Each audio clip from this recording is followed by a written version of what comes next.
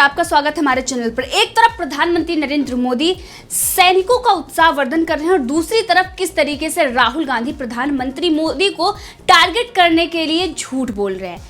राहुल गांधी ने एक video upload किया और उस पर उन्होंने लिखा कि लद्दाख के लोग कह रहे हैं कि चाइना ने हमारी जमीन हड़प ली है, लेकिन प्रधानमंत्री नरेंद्र मोदी कह रहे हैं कि चाइना ने हमारी जमीन नहीं हड़पी है।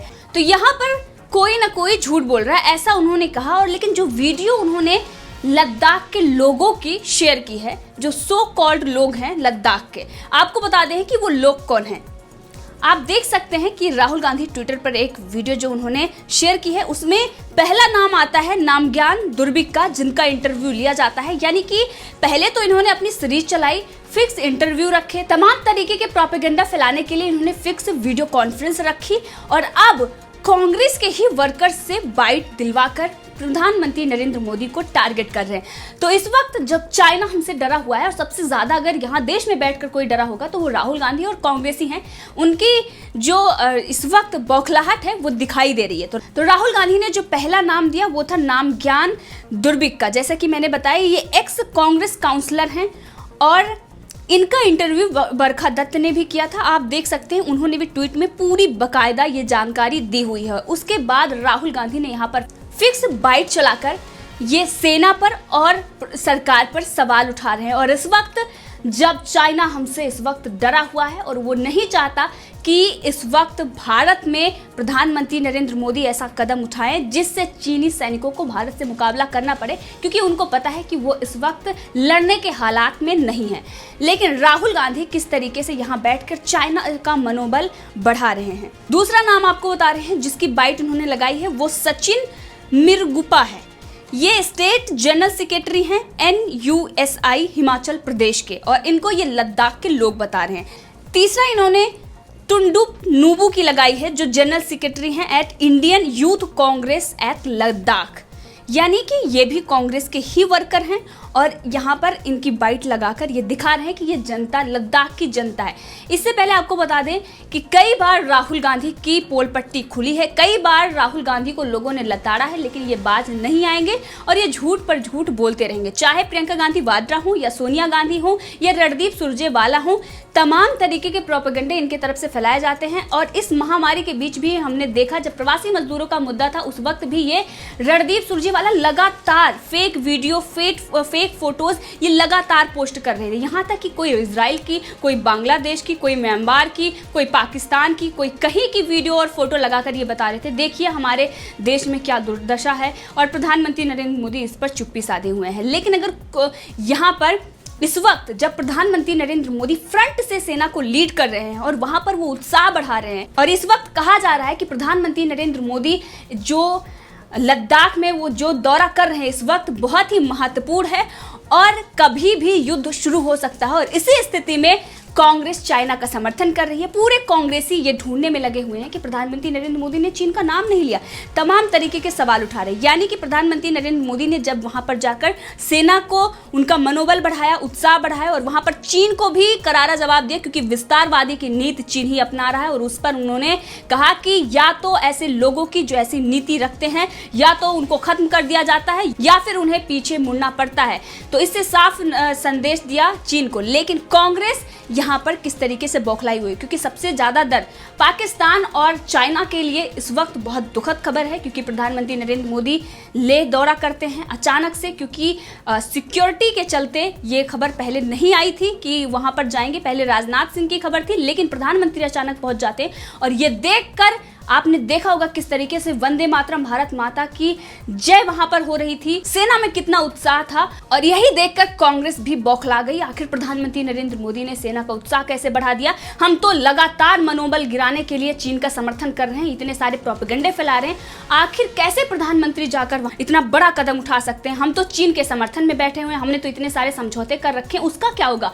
अगर हमने ऐसा ही किया तो चाइना से जो समझौते हैं, जो MOU हमने साइन कर रखे हैं, उसका क्या होगा? और इसीलिए राहुल गांधी यहाँ पर भी बैठकर बिल्कुल चाइनीज एजेंट की तरीके से वो प्रोपेगेंडा फैला रहे हैं। और इस वीडियो में एक और नाम आता है दोरजे गाइलस्टोन का। ये भी working president district youth Congress के, ये भी कांग्रेस के ही वर्कर हैं।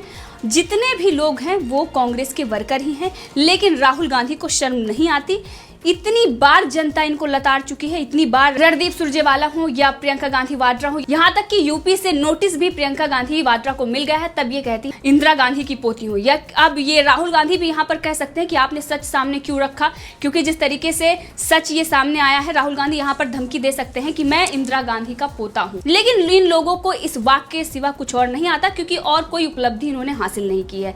राहुल गांधी की बात करें तो सबसे ज्यादा अगर चुनाव कोई हारा होगा तो वो राहुल गांधी है। इतनी नाकामियां इनके सर पर है, लेकिन उसके बावजूद भी इनको शर्म नहीं आती और तमाम तरीके के प्रोपेगेंडे फैलाते हैं। आपको बता दें, इस वक्त प्रधानमंत्री नरेंद्र मोदी जो सीमा पर जाकर पहले इन्होंने एयर स्ट्राइक किया, उससे पहले आपको बता दें कि अगर पूरा आप मामला देखें तो ये 5-6 मई से ये शुरुआत हुआ। सिक्किम में मुठभेड़ हुई और उसमें भी भारतीय सैनिकों ने जो चीनी सैनिक थे उनके मुंह तोड़कर इस तरीके से उनको भेजा कि उनको बहुत ही बौखलाहट थी, वो देखी जा सकती थी। बाद में वो आकर यहाँ पर लद्दाख में पीछे से वार करते, क्योंकि उनको पता था कि अगर हम सामने से गए तो जैसे सिक्किम में हमें मिला वैसे ही मिलेगा। लेकिन पीछे से वार करने के बाद भी चीनी सैनिकों को उन्होंने कभी सोचा नहीं था कि एक एक सैनिक 50-50 पे भारी होगा। हम देख सकते हैं किस तरीके से वहां पर 100 से ज्यादा ये खबरें आ रही हैं, क्योंकि अभी तक आंकड़े सामने नहीं आए हैं, लेकिन जो आंकड़े आए हैं वो 50 बताते हैं। लेकिन ऐसा बताया जा रहा है कि 100 से ज्यादा उनके सैनिक हताहत हुए हैं और इसीलिए वो आंकड़े डिस्क्लोज नहीं कर रहे हैं। अगर कर देते हैं तो चाइना में विद्रोह हो सकता है। इसीलिए, क्योंकि कम्युनिस्ट पार्टी को अगर आप देखें तो वो दिखाती है कि दुनिया में सबसे शक्तिशाली अगर कोई पार्टी है तो मैं हूं। अपने आप को एक बढ़ा चढ़ाकर दिखाती है और विस्तारवादी की नीति के तहत अगर वो ऐसा करती है तो उसकी ही छवि खराब होगी। यहां तक कि जिस तरीके से उनकी जनता में इस वक्त आक्रोश है, आप देख सकते हैं, चाहे हांगकांग हो या ताइवान हो, जिस तरीके से चाइना के खिलाफ खड़ा हुआ है, उसकी जनता को भी ये समझ में आता है कि यहाँ जो तानाशाही है, इससे पहले भी बहुत सारे ऐसे कानून चाइना में बनाए गए हैं जिससे वहाँ की जनता त्राहिमाम कर रही है। और इस वक्त अगर ऐसे मौके पर जब भारत और चाइना का विवाद इस वक्त चल रहा है और युद्ध की स्थिति बनी हुई है, अगर वो डिस्क्लोज करता है तो विद्रोह हो सकता है।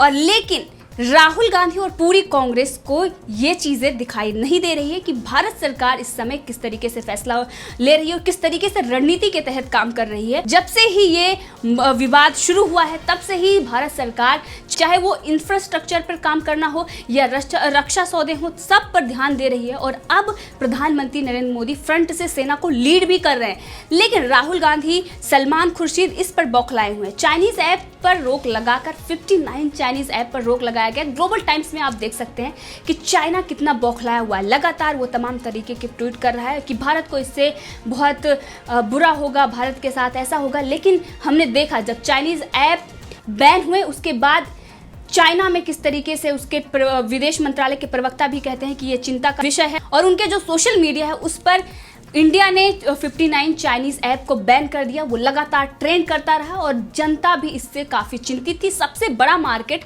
भारत ही है और भारत अगर इस तरीके से फैसला लेता है तो वो चाइना को बहुत बड़ा झटका लगता है और साथ में ही राहुल गांधी और पूरी कांग्रेस को भी झटका लगता है। और इसीलिए सलमान खुर्शीद भी अब सामने आ गए। इससे पहले पी चिदम्बरम ने कहा कि जो चाइना के प्रोडक्ट हैं हम उनका बहिष्कार नहीं कर सकते हैं, लेकिन उसके साथ साथ चाहे जो भी हो, मनीष तिवारी हो, रणदीप सुरजेवाला या इनके तमाम जो चाटुकार इनके नेता हैं, सोनिया गांधी के आगे पीछे चलने वाले, वो इस पर सवाल उठा रहे थे और लगातार ये कह रहे थे कि चाइना ने हमारी ज़मीन हड़प ली, हम कुछ कर नहीं पा रहे। और सलमान खुर्शीद इस पर कहते हैं कि डिजिटल स्ट्राइक का ये जो सारा कारोबार है, ये स्ट्राइक हो या वो स्ट्राइक हो, जनता में इस तरह की वाहवाही का कोई मतलब नहीं है। अगर स्ट्राइक से भारत की मदद होगी तो हम स्ट्राइक का समर्थन करेंगे, लेकिन अगर स्ट्राइक निरर्थक हुई तो इसका समर्थन करने का क्या मतलब। हम ये नहीं कह रहे कि जानकारी को सार्वजनिक रूप से साझा करें, निजी रूप से साझा करें, लीडरशिप को बुलाओ, बताओ कि ये गोपनीय है जो भी आप करना चाहते हो। यानी कि उनका कहना है कि जनता को आप मत बताइए, लेकिन हमें बताइए कि आखिर आप क्या कदम उठा रहे हैं। इससे पहले सोनिया गांधी ने यही कहा था सर्वदलीय बैठक में कि आप हमें अंधेरे में रख रहे हैं, आप हमें बता नहीं रहे। तमाम तरीके के सवाल उठाती हैं कि आपका स्टेप क्या है, और वही स्टेप जानने के लिए सलमान खुर्शीद ने भी यहाँ पर कहा है। इससे पहले इन्होंने कहा कि 59 चाइनीज ऐप बैन कर दिए गए और जो एजेंसियां काम कर रही हैं, सुरक्षा एजेंसियां, उन्होंने 2 साल से लगभग इस पर देखा कि किस तरीके से जो सामने आ रहा था, डाटा चोरी और हैकिंग की ये बहुत सारी शिकायतें आ रही थी और उसके बाद उन्होंने ये सुरक्षा को मद्देनजर रखते हुए ये फैसला लिया। इस पर भी सलमान खुर्शीद का कहना था कि अगर 2 साल से ये सारी चीजें चल रही थी तो आपने पहले हमें क्यों नहीं बताया कि हम बैन करने वाले हैं, आपने 2 साल पहले क्यों नहीं इस पर फैसला लिया, रातों रात आपने ऐसे कैसे फैसला ले लिया। आप यहाँ पर अब ये सवाल उठता है कि सलमान खुर्शीद का मतलब यहाँ पर साफ नजर आ रहा है कि आप ऐसा क्या करने जा रहे हैं कि आप रातों रात ये फैसला लेने जा रहे हैं। ऐसा क्या आपको करना है कि आप चाइना को नहीं बताना चाहते कि चाइना, अगर हमारी इंफॉर्मेशन चाइना तक लीक हो गई तो ऐसा क्या होगा। क्योंकि कांग्रेस देखा जा सकता है कि किस तरीके से वो चाइना के लिए काम कर रही है, उसके एजेंट की तरीके से काम कर रही है। क्योंकि यहाँ पर बैठकर चाइना का अगर कोई समर्थन करेगा तो वही कर सकता है जिसके दिल में देश प्रेम ना हो, जिसके दिल में दुश्मनों के लिए प्रेम हो, जो चाइना के लिए जिसके दिल में प्रेम हो, वही ऐसा सवाल उठा सकता है। और यहाँ पर सलमान खुर्शीद का कहना है कि सरकार इस पर वाहवाही ले रही है, जनता जिस तरीके से स्वागत कर रही है सरकार के इस फैसले से। क्योंकि पहले इनको ये कहना था कि 56 इंच का सीना है, चीन को जवाब नहीं दे सकते, क्योंकि उनको पता था कि जिस तरीके से हमारी सरकारें रही हैं जो चीन के सामने जाकर झुक जाया करती थी, आज भी वही नेतृत्व है। लेकिन इनको ये नहीं पता कि प्रधानमंत्री नरेंद्र मोदी बोलने से ज्यादा वो करने में विश्वास रखते हैं। क्योंकि जो बड़े बड़े फैसले लिए गए हैं, ये दिखाई देता है कि राहुल गांधी जैसे वो उटपटांग सवाल या चर्चा में बने रहने के लिए बयानबाजी नहीं करते, वो सख्त और ठोस कदम उठाते हैं जिससे जनता का भला हो और देश की अखंडता और संप्रभुता की रक्षा हो सके। इसी बीच आपको बता दें कि बड़ी खबर आ रही है। प्रधानमंत्री नरेंद्र मोदी ने गलवान के बलवानों से इस वक्त बात कर रहे हैं, जो जवान हमारे घायल हुए थे। उन्होंने उनसे मुलाकात की और कहा कि आपसे प्रेरणा लेकर जा रहा हूं और आपको सत नमन करता हूं। लेह के अस्पताल में प्रधानमंत्री नरेंद्र मोदी पहुंचे और जवानों से उन्होंने मुलाकात की। साथ में उन्होंने कहा कि आपकी वीरता को पूरा देश याद रखेगा, पूरा विश्व आपके पराक्रम का विश्लेषण कर रहा है इस वक्त। और घायल जवानों से मिलते हुए प्रधानमंत्री नरेंद्र मोदी ने पहले ये कहा कि मैंने पहले भी कहा है कि जो जवान हमारे गए हैं, जो शहीद हुए हैं, वो ऐसे नहीं हुए हैं, वो चाइना को करारा जवाब देकर गए हैं, वो मारते मारते मरे हैं, ये पहले प्रधानमंत्री नरेंद्र मोदी ने कहा है। और वही इस वक्त उन्होंने कहा, साथ में उन्होंने जवानों का उत्साह बढ़ा। और इससे पहले उन्होंने जो लेह में अपना संबोधन दिया उसमें भी उन्होंने कहा कि 130 करोड़ की जनता आपके भरोसे है और इसीलिए आप जिस तरीके से सीमा की रक्षा कर रहे हैं, आपका शौर्य और आपका साहस, उसकी कोई सीमा नहीं है।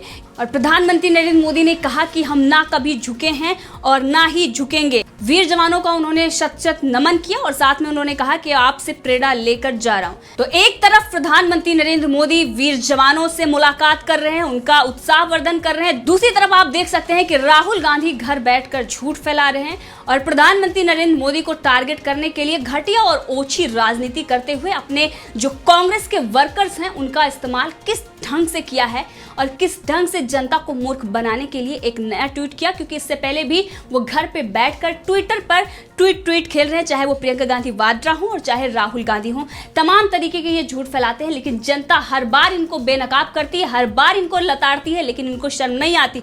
वहीं पर सलमान खुर्शीद भी सामने आ गए और ये कह रहे हैं कि सरकार हमें बताए कि आखिर क्या वो स्टेप उठाने जा रही है, क्या कुछ बड़ा करने जा रही है। क्योंकि इस वक्त सबको पता है कि प्रधानमंत्री नरेंद्र मोदी ऐसे बैठने वाले नहीं हैं और इस वक्त कुछ बड़ा होने वाला है लद्दाख में। इसीलिए कांग्रेस में घबराहट है और लगातार वो सवाल पूछ रही है कि इस पर प्रधानमंत्री नरेंद्र मोदी हमसे चर्चा क्यों नहीं करते, हमें आखिर क्यों नहीं बुलाते। इसीलिए सलमान खुर्शीद का कहना है कि हमें बुलाइए और हमसे भी चर्चा कीजिए, आप जनता को मत बताइए लेकिन हमें बता दीजिए ताकि हम जाकर चाइना को बताएं। इसीलिए ये इस तरीके से कर रहे हैं क्योंकि चाइना से जो इनका समझौता हुआ है, इसी के तहत कोई भी अगर इंफॉर्मेशन होगी तो वो चाइना तक जरूर पहुंचाएंगे। इस मुद्दे पर आप भी अपनी राय रख सकते हैं, कमेंट करके जरूर बताएं। अगर आपने अभी तक चैनल को सब्सक्राइब नहीं किया है तो कर लें ताकि हर अपडेट आपको मिलती रहे।